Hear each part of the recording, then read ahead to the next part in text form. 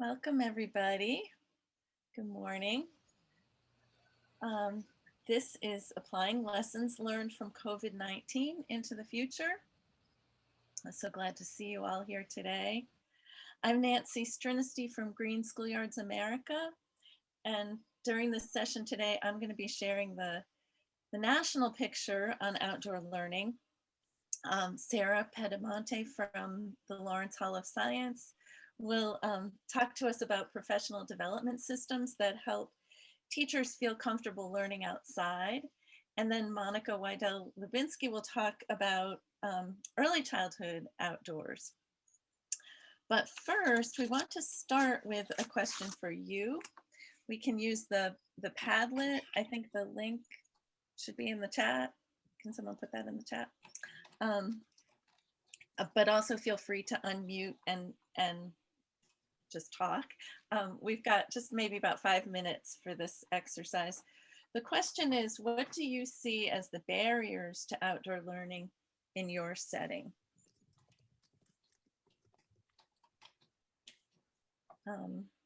Maybe I'll share my screen so we can be looking at the Padlet while we're talking.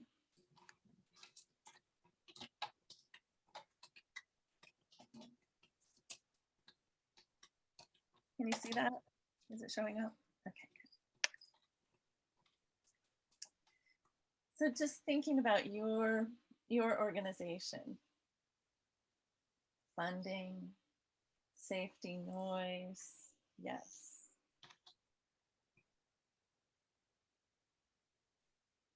Space, having space.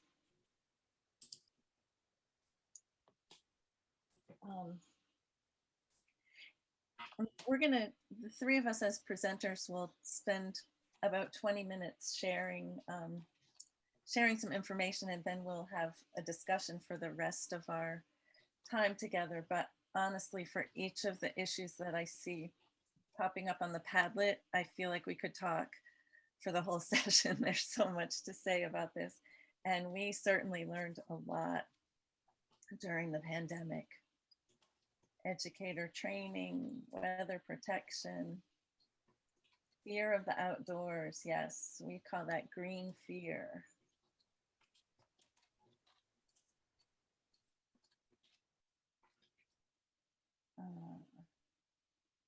Fear of ticks.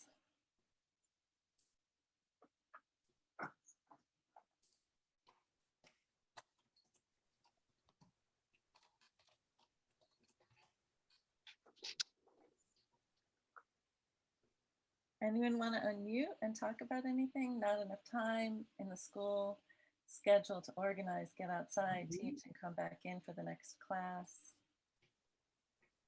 Can't leave the location. Does that mean there isn't enough space outdoors on your campus, maybe?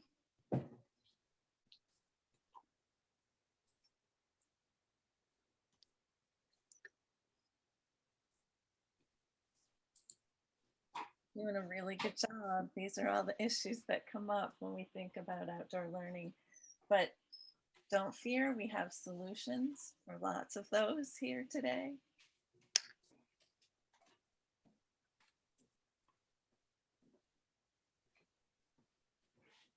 Children may not have the proper clothing, right? There's huge equity issues in terms of clothing that make outdoor learning possible in all weather. And that's definitely something that we need to be thinking about as a field. Okay, let's take maybe 1 more minute. Keep adding your thoughts.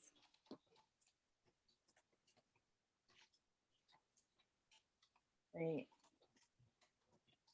Teachers' level of comfort.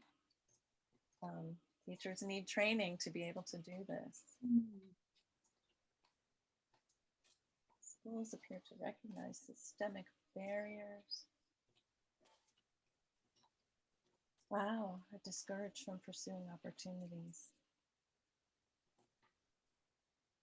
It does feel like some of those things are maybe changing with the new federal funding and kind of a shift in perspectives after COVID. I'm gonna stop sharing that screen and switch to a different screen.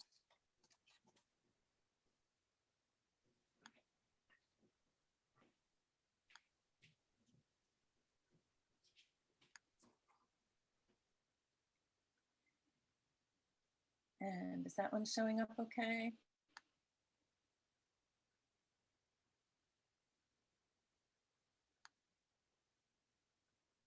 You may want to, yeah. Perfect. Okay.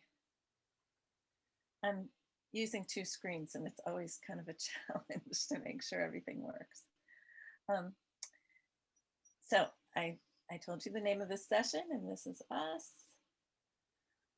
Our agenda today is we're going to talk about the three areas that our presenters represent, and then we'll try to spend about 20 minutes on that, and then the rest of the time will be for a conversation for the participants. Green Schoolyards America, the organization that I represent, is working to change the norm for school ground design, use, and management so that all children will have access to the natural world every day. Before the pandemic and after the pandemic, we work with states, districts, and other partners to create plans, policies, and funding for equitable district-wide outdoor learning programs that mitigate climate change by managing stormwater and protecting children from the heat that we know is increasing. Schoolyards that improve academic performance and that improve children's physical and mental health and happiness. During the pandemic, Green Schoolyards America partnered with the Lawrence Hall of Science, the San Mateo County Office of Education, and 10 Strands to form the National COVID-19 Outdoor Learning Initiative, which was focused on using outdoor spaces to improve equity, learning, health, and happiness during the pandemic and now beyond. Everything changed when the pandemic hit. We saw simultaneously dramatic increases in inequity, learning loss, a mental health crisis caused by the isolation of children at home on screens, and the various traumas of the pandemic. We saw reduced physical fitness and increased obesity rates. We saw parents who couldn't go back to work because they were homeschooling their children. And we saw that the non-formal and formal education sectors faced huge budget cuts and job loss. So in June of 2020, the initiative was launched with a national webinar that was attended by more than 1,000 people from across the country. The mission and vision of the initiative has been to support schools and districts around the country in their efforts to reopen safely and equitably by using outdoor spaces as strategic, cost-effective tools to increase school capacity with physical distancing and to provide access to abundant fresh air where the virus was not transmitted nearly as easily. And we felt that outdoor learning improves outcomes for learning, for mental and physical health, and for students' happiness. The outcomes of the initiative after a little more than a year, we created 10 working groups, which ran from June to December of 2020. And we had hundreds of experts in a variety of fields volunteering their time. Our leadership expanded from the original 4 organizations to more than 20. And some of the things we did were establishing a community of practice for schools and districts, launching emergency schoolyard design volunteers who helped schools envision what outdoor learning could look like on their campuses. And we produced an extensive library rather than our initial goal was just a little how-to manual. We calculate more than 5,000 hours donated by more than 2,200 people, and that's probably an undercount. Our community of practice started meeting weekly during the summer of 2020 and has been meeting bi-weekly since then. It's designed for school and district administrators and their colleagues, but it's open to everyone. Last week was our 28th meeting. Every session includes a speaker from a district that's up and running outdoors, as well as time for small group discussions. Many of the presentations are recorded, and I'll put a link in the chat when I'm done talking. But we'll be meeting through 2021 and beyond, and we hope that you will join us because they're incredibly inspiring. The National Outdoor Learning Library is free. It's a comprehensive collection of more than 150 resources that address, I think, just about every possible aspect of outdoor learning. There are resources and tips and tools and strategies for taking school outside during the pandemic. There are chapters on health, the health implications of outdoor learning and the benefits of it, on infrastructure for outdoor learning, on education and teaching strategies outdoors, on policy and on funding. Just the infrastructure chapter includes case studies from schools across the country, a variety of tools, a campus assessment tool, an augmented reality tool, a cost estimating tool, articles on issues like seating outdoors, shelter, storage, dealing with weather, dealing with noise, dealing with helping children with allergies, dealing with insects, how to move your meals outdoors. And every chapter is filled with detailed examples and photographs. Our initiative throughout has placed equity at the center. We've advocated returning students to campus where they could connect with school resources most effectively. We know many children just disappeared off the radar during online learning. We encourage schools who couldn't return 100% to prioritize the most vulnerable students and getting them back in person. And one thing that I want to point out is that we've always considered outdoor clothing to be infrastructure, and we encourage schools to think about using their outdoor learning funding to provide students with and teachers with outdoor clothing and gear that ensures that everyone is equally warm and dry or cool and dry as the seasons change. Oops. Oh, I don't know how to go back. But anyway, this is a map of participation in our community of practice, and that shows that we had over 3,000 participants in the initiative. And this is a close-up of just our Mid-Atlantic region. The dots represent wherever we had a pocket of participation. And the Mid-Atlantic was the second only to California in interest. There's a lot of interest in our region. You see that every city and major county, as well as many rural areas, are represented. We found that over the course of this year, hundreds, maybe thousands, probably thousands of individual schools and entire districts across the country moved outdoors.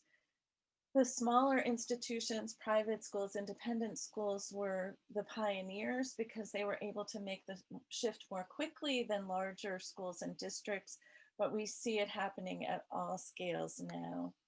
Here are some images from some of our partners. The Golistan School in California was outside all the way through 2020, open completely, except I think they had to close a little for forest fires.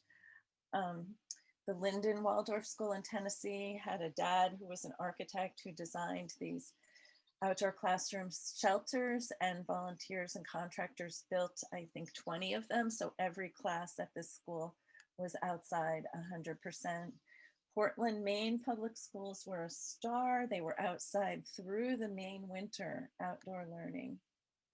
And Berkeley schools in California, the facilities people, the guys in the lower left, built hundreds of these little individual outdoor desks to create outdoor classrooms. It was truly happening across the country. This is Arlington, Virginia, where I'm based, Washington, DC, Colorado, Texas.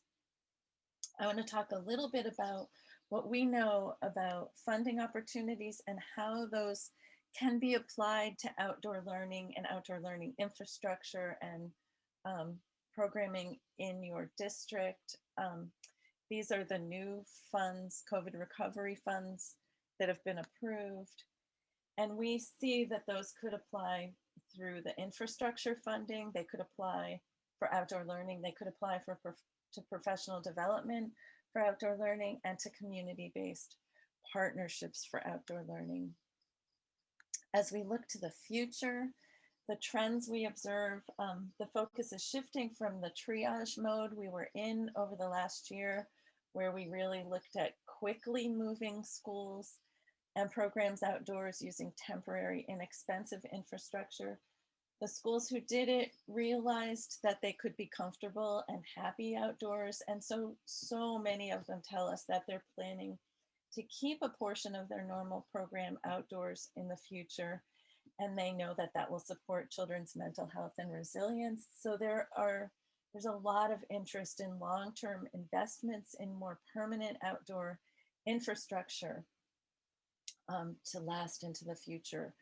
We know that students will return to school in the fall carrying mental health burdens from this year. And we know research tells us that spending time outside at school will improve long-term mental health. This is centrally important now, and it will be crucial in the future. And our vision, our long-term vision, is that there be an ecologically rich, educationally useful, health and happiness promoting, multifaceted living schoolyard outside the door of every single school, and that these schoolyards will support climate resilience, managing stormwater, and providing shade to protect children from heat. And now I turn it over to Sarah. Hello, my name is Sarah Pedemonte. I'm here representing the Lawrence Hall of Science, who were a partner with Green Schoolyards on the project that Nancy has shared. And I wanted to share a little bit of the work, another piece of the work that we've been doing over this past year. The Lawrence Hall of Science is the public outreach center for science and math and environmental literacy for UC Berkeley. And I work with the learning and teaching group, and a lot of our work is around supporting teachers, but also supporting schools and districts as they look at their science and environmental literacy programs and how to make them stronger. So we work in partnership with them. And it's some of that work, working with the districts throughout this last year, that I wanted to share with you the kind of support ecosystem that we've been thinking about and defining throughout this time, thinking that it'll be a useful way of schools and districts to look at their key capacities for supporting outdoor learning. So on the slide that you see right now, this kind of represents, it's probably familiar to you too, but for the most part, California schools stayed in those first two stages and did not get back to 100% back to school. For the most part, the only way that schools and districts in California could bring students onto campuses for face-to-face instruction was through their partnerships with outdoor learning organizations, to learn from them and to use their people power for education. So this is how administrators and teachers have been working with their students and working with their partners and seeing their outdoor spaces used for instruction. So this is quite an unusual moment that people are in. The only way, with the staggered schedules and hybrid learning, the only way for that to happen when teachers were on campus, that there were some students that elected to stay remote and they had their teachers too. But on campus, again, with these complicated schedules, the choice of not sending students home again, but rather having these student groups rotate and having them rotate into outside spaces from inside to outside was supported by outdoor educators. And as you can imagine, that gave an experience to the students and their learning, but also gave experience to the teachers, having to observe or even experience leading outdoor learning. It gave an experience to the schools, thinking about, well, where are our outdoor spaces and how can we use them? And it gave an experience to a district to think about all the pieces that need to be in place to support this. And in particular, these deepened relationships with their partner organizations. So this is a critical moment that we're in California, and I'm sure on the East Coast everywhere too, of capturing this learning about outdoor learning and bringing it into the routine forever. Nancy, if you'd share the next slide, that would be great. Thank you. So, but how can we shift a whole system in this way?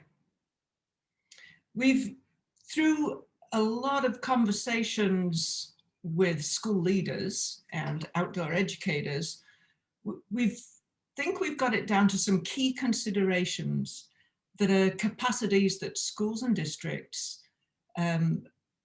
when they consider where they are with them, when they are thinking about implementing outdoor learning, they can bring about the vision of equitable using outdoors at every school site in the district. So they include equity, vision, communication, leadership, and curriculum. And we believe that taking action on these 6 key considerations will ensure that teachers and administrators can take advantage of their unique local resources and provide equitable outdoor learning experiences across the school district. So as you might be in a position now to consider ways to build back better, think about what you might need to put in place as you build forward together. Nancy, next slide, please. Okay, these are not ranked in any order. But number 1 comes up, considering the prioritization of science learning. Here in California, of the instruction that happened, even remotely, science got dropped. Before COVID, science for elementary students, in a recent study, the average was 60 minutes. And what we've found as schools, as students have gone outside, science lends itself to being outdoors. So taking advantage of that opportunity and understanding that science is connected in many, many ways to literacy and math. So thinking about giving science equal amounts of time to the other core academic subjects is a recommendation, particularly for elementary grades. Yeah, that's all I want to say about prioritizing science. The second one, when you think about all the outdoor spaces available at a school site, we need to consider how they are being used. Some schools found that the most outdoorsy natural place in their school grounds was around the car park.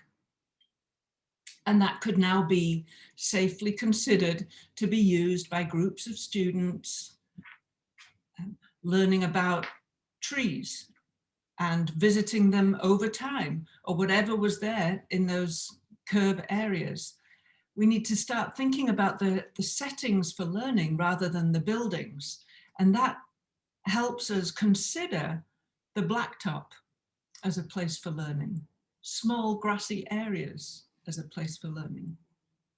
And also getting off campus and visiting local parks, thinking about what are the natural spaces around the school, even if it's a walking field trip that allows it to be more accessible to all class groups at a school site, if they're walking from their classroom to go visit somewhere.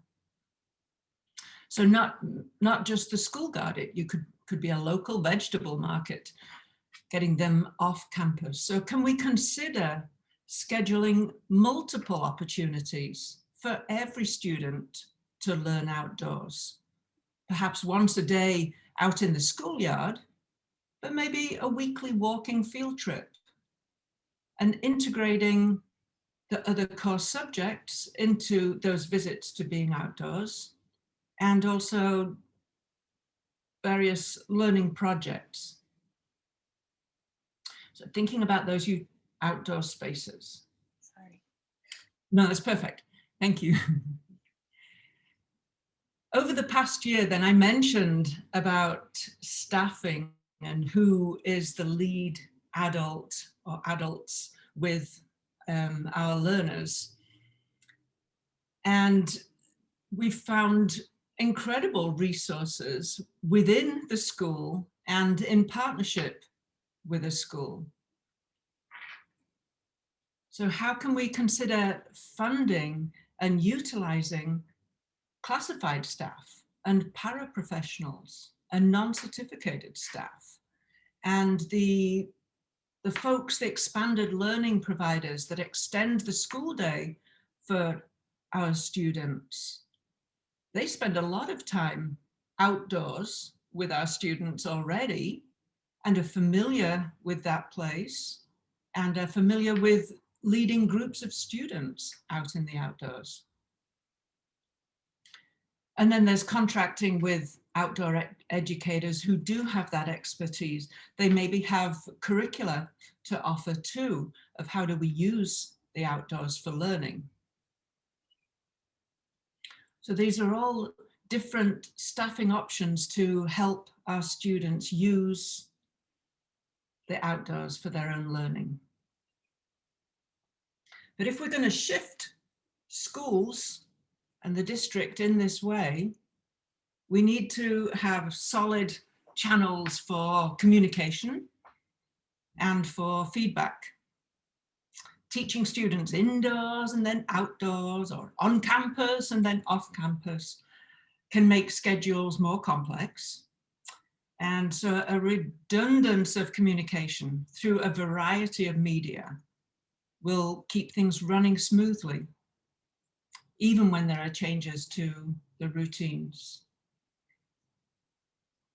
A few schools reported when using the walking field trips that the communication allowed families to now join in with the learning a lot more than before, as the students were using the neighborhood in a regular way, and the communication allowed them to understand what was happening and then take a part in it. And this is something that that particular school is thinking about keeping going into the future and putting it into their master schedules. Okay, key consideration number 5 was brought up quite a few times on your barriers list there. And of course, this has been very true of teachers not familiar with outdoors, not comfortable with the outdoors, not comfortable with leading learning and using the outdoors for learning. Many different comfort levels.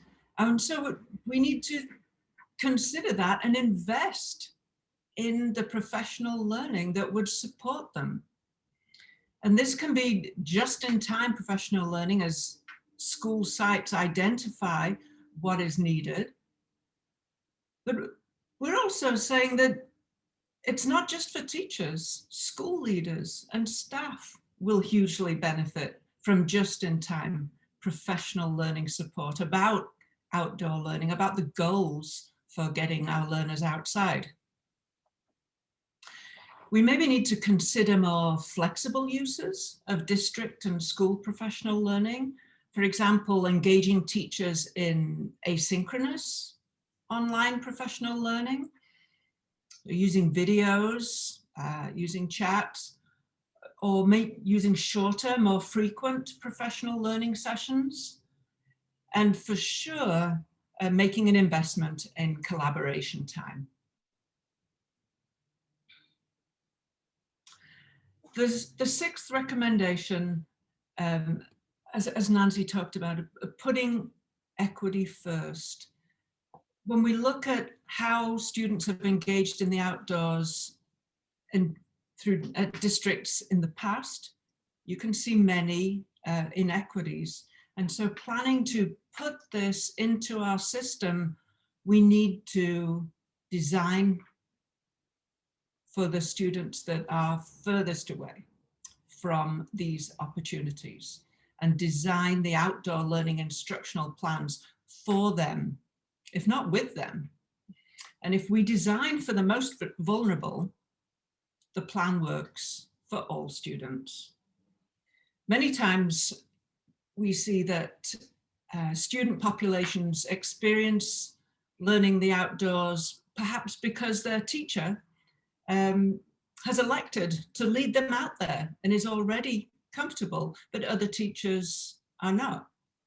Or perhaps that some schools have more funding than others, or have different outdoor spaces. So considering these when we design a framework for using the outdoor spaces is an important feature. So these are our 6 key recommendations for a system for outdoor learning at a district level or a school level: prioritizing science, utilizing all the outdoor spaces, consider staffing, prioritizing communication, investing in professional learning, and designing for those at the margins. Thank you.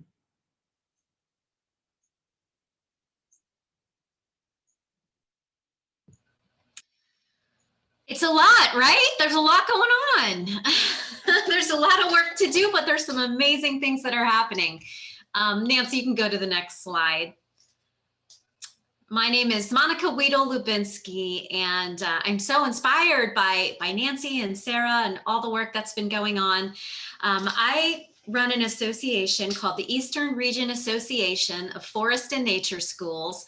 We go by ARAFANS for short. And our focus is really on professional development so that we help teachers, particularly working with young children, birth to age 8, move learning outside. And that looks different for many of our schools. A lot of the schools we work with are specifically running nature-based preschools or childcare centers, and they have a strong component already.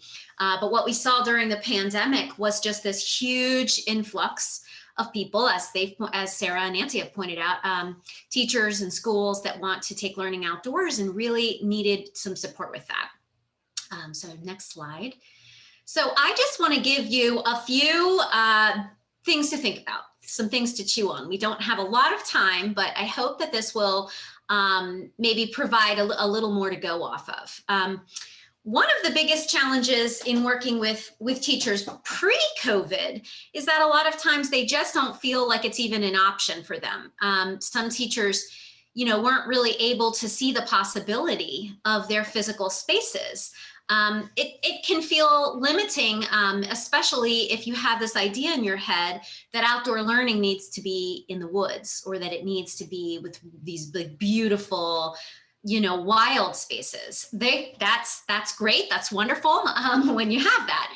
But many schools, thousands, if not millions of children are in school settings that don't look like that, and they don't need to look like that. So part of what we found was helpful is just really helping teachers shift a mindset, and principals and administrators just shift the mindset that nature is already everywhere. And as Sarah pointed out, so many rich science connections can happen.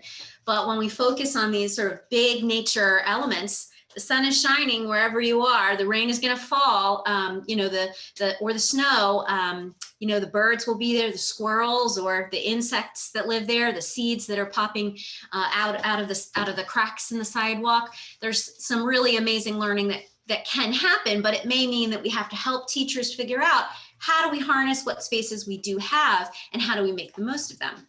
So that's addressing those physical spaces.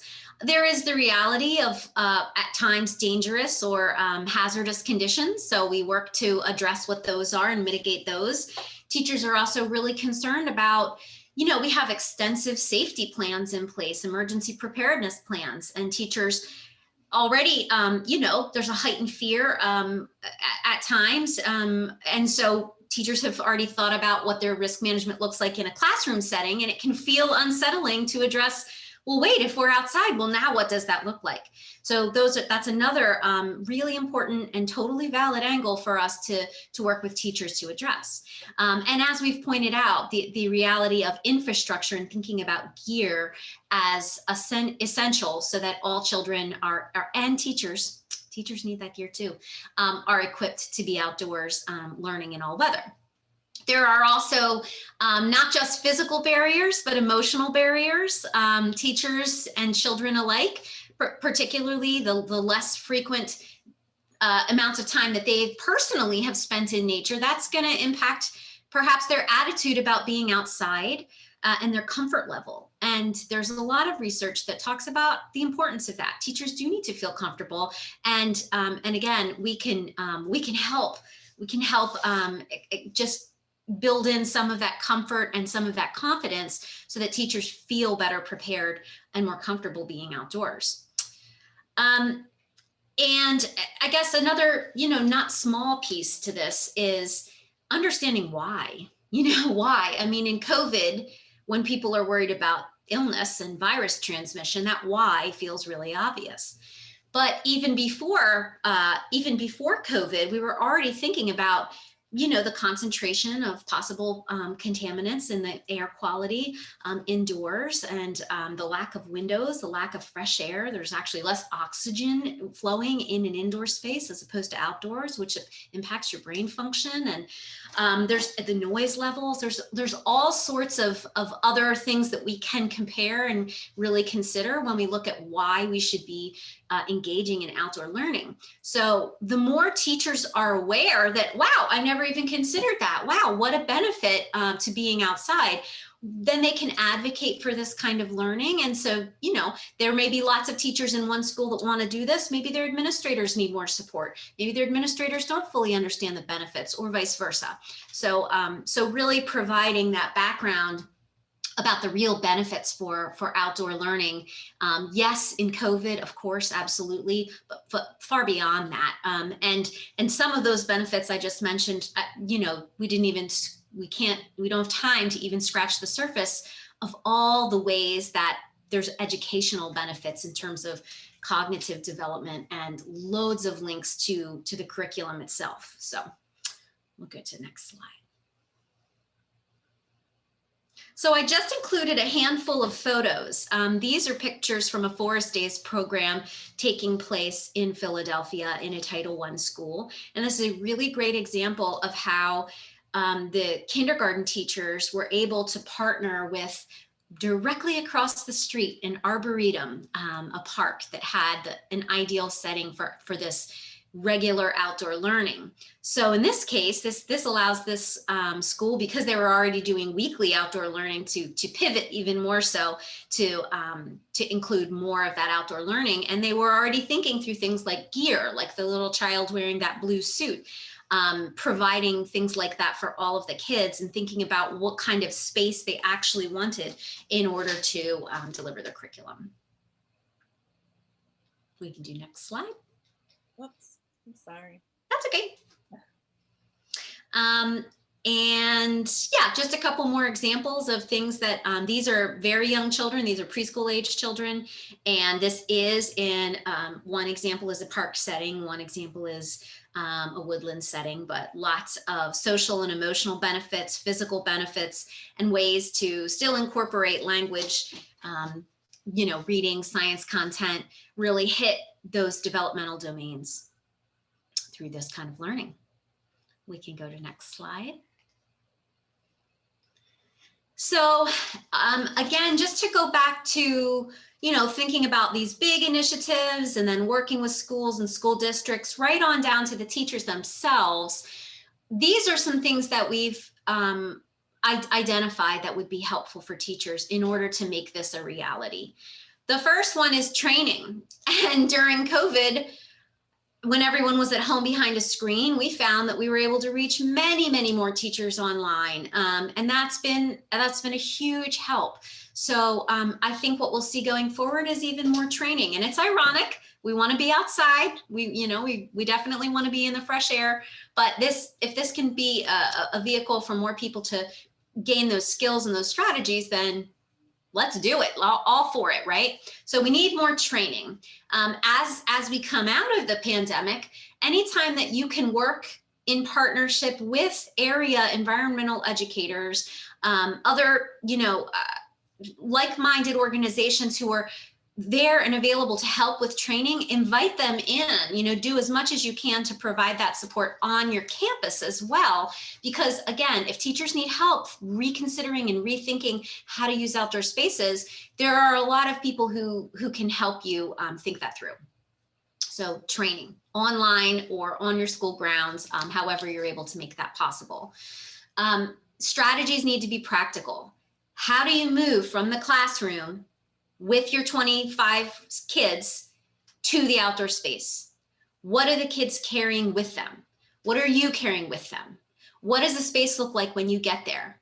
Are they seated? Are they doing open-ended activities? How does it get set up first if you've already just come straight out of the classroom? Is there anybody there to help you? How do you handle going to the bathroom? All of these practical considerations are the real of what teachers are working with, and they need to know how to do this. And that's in addition to just working it out with their curriculum. What does it actually look like? How do you do it?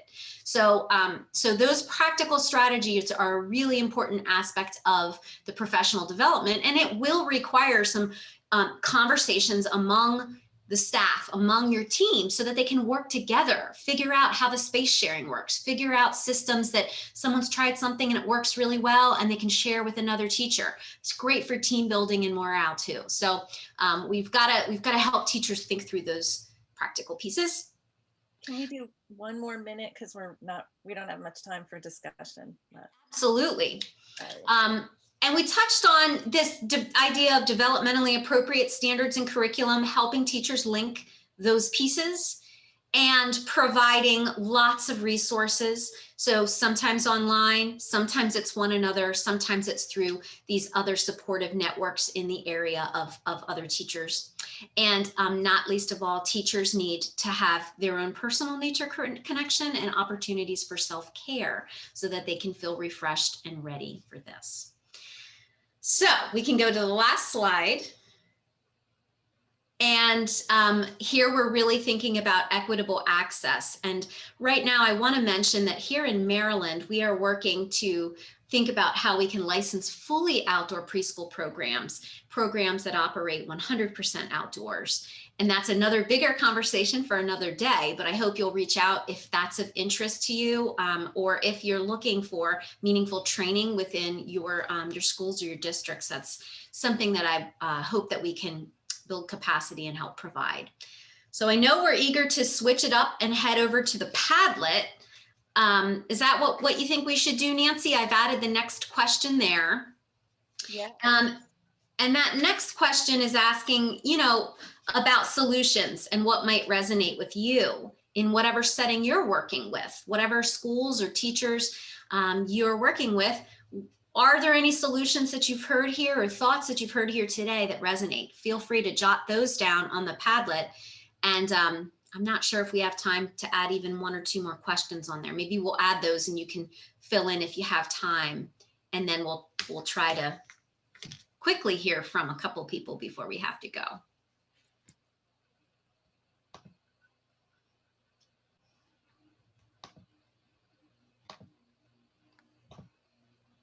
Would it help if we put the Padlet link back in the chat? Oh, there we go. A few people are jotting down now. I added the Green Schoolyards America resource links into the chat. Oh, great. And I can share my screen so we can see the Padlet together one more time. But let's unmute ourselves, and I would love to hear from you as people are writing on the Padlet. Hear your thoughts about the information that we've shared and whether it answered your questions about the barriers, what you're thinking. I'd love to add a thought, just because I've been watching the national COVID initiative move. I'm a colleague of Sarah's at the Hall, but I live in Montgomery County. And I think as I've tried to translate all this national work, and especially Monica, I was thinking of this while you were speaking, like it's so important at a district level to translate it to your own language. Even if it's the same thing, what I'm finding is you see it written everywhere, it's very similar, but it has to resonate. So as you were saying, like the value of, even if it's gonna come up with the same solutions that exist elsewhere, allowing the stakeholders in your district to be participating in that discussion, I'm finding to be an absolutely essential step to the process. And so we're starting to translate from Montgomery County. What would that language look like for Montgomery County principals? Because it's slightly different, and it's enough difference that you may or may not catch them in that very limited bandwidth they have for what you're trying to offer. So it's been a very interesting learning curve in that realm, and very humbling. That's a really good point. We're seeing a lot of states and districts referencing the materials in our library and adapting them to fit the situation in their particular school or district, but using them, which is really exciting because we do feel like we've done a lot of the work that and the thinking that schools and districts will need to do in order to implement these programs district-wide and equitably. And yeah, so it's important to go through the process to bring together the health experts and the curriculum experts and the facilities experts in your district to come up with a plan that really works and answers the needs of your district.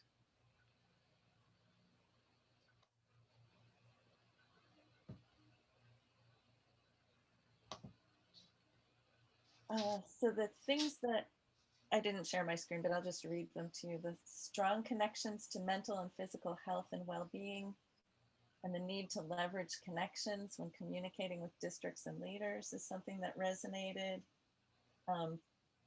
The need for professional development for teachers really resonated. And the focus on post-pandemic principals are really burnt out. That's right.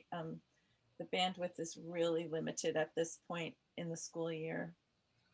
And the need to help teachers realize what spaces to use. Yeah, this campus assessment tool that we've developed at Green Schoolyards America is a framework for doing a walkthrough of your campus, either facilities people or principals, or we've had these design volunteers who've helped schools do that. And me as a designer of outdoor spaces for kids, it's just a totally different lens to be looking at schoolyards and thinking about how many cohorts can I fit in this schoolyard and the parking lot, and what if we close a street nearby, or what if we spill out into the park down the street. And it's remarkably been possible to make it work in all different sorts of settings.